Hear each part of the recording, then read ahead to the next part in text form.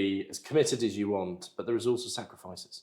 So whether that's all your money in, everything you've got, even the last pair of pants that you have to throw in the drawer and say, I've got to wear that again, whatever type of thing it is. But it's getting to the point where you forget that the family around you end up having to sacrifice.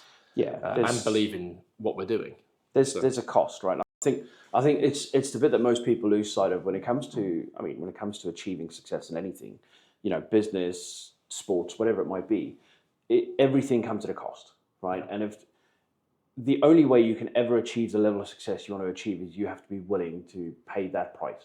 Yeah, and I think that's perfect. If you think about sport, how your old man or even mine was stood on the sideline spending all those hours that they're not achieving, but they're doing it in relation to that other person achieving. Yeah, 100%. And I think if you actually look back at our successes, what we need to just remember is looking beside us and who's not stood on that stage and doing all of it. It's their sacrifices, and I have to say it's our family that have.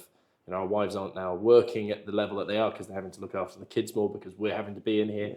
And that's something that, we didn't make that decision. They helped make that decision for us, actually, both of us, knowing that they believed in what we did. And that's why I also think we haven't failed, because of knowing that we've got that backing. You need that. I think that's it. And it's very, look, don't get me wrong, at the beginning and the outset, when things aren't going well, when you're not making any money, when the stresses are immense and when life's hard and they're not seeing the benefits, but they see the work. Like anyone else, they would ask the question, going, "Is this the right thing? Is this the right move?" And I know your wife, and certainly my wife's been super supportive.